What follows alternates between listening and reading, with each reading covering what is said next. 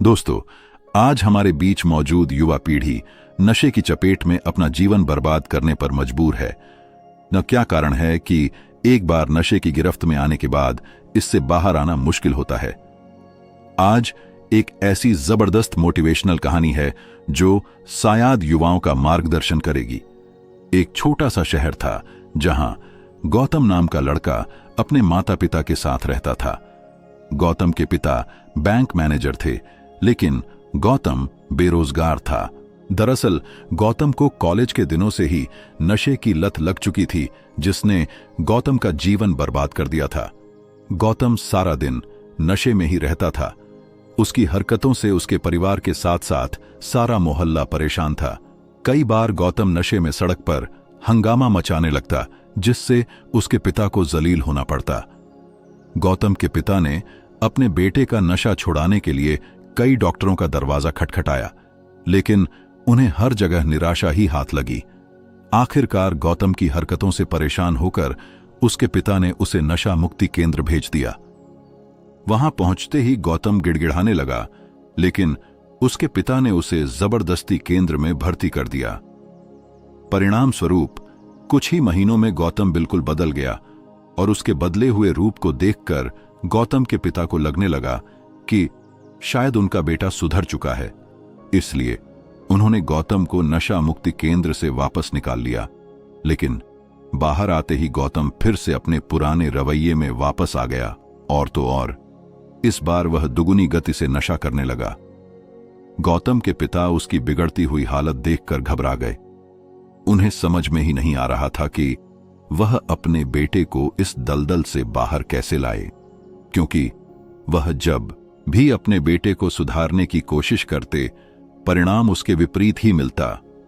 हारकर उन्होंने दोबारा अपने बेटे को नशा मुक्ति केंद्र भेज दिया, लेकिन उन्हें एहसास हो चुका था कि वहां से बाहर आने के बाद उनका बेटा फिर से नशा करने लगेगा। उन्होंने अपनी पत्नी से कहा कि हमें यह जगह बदल देनी चाहिए, शायद इससे हमारे बेटे की बुरी संगत छूट जाए और फिर वह सुधर सके।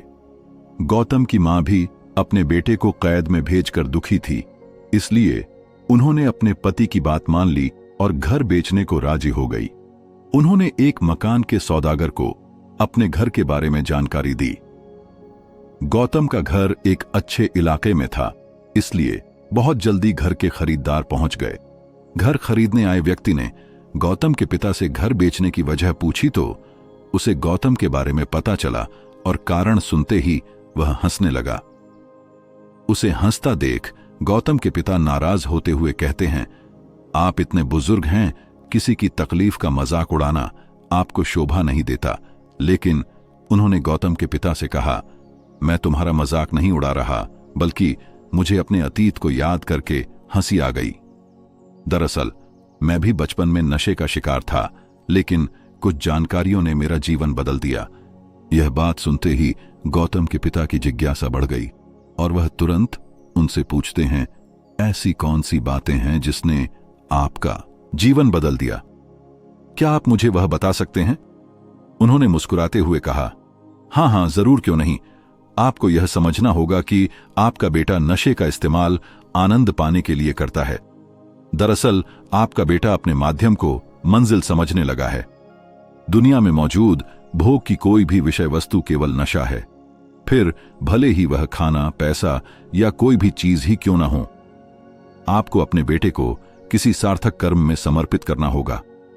गौतम के पिता को उनकी बात समझ में नहीं आती, इसीलिए वह उनसे सीधे तौर पर कहते हैं, मेरे बेटे के लिए कौन सा काम सही रहेगा जिससे उसका जीवन बदल सके? उन्होंने उत्तर देते हुए कहा, यह तो उसी को तय करना चाहिए। आप अपने विचारों से उसके मन को नहीं चला सकते। आपको अपने बेटे के विचारों को धीरे धीरे बदलना होगा।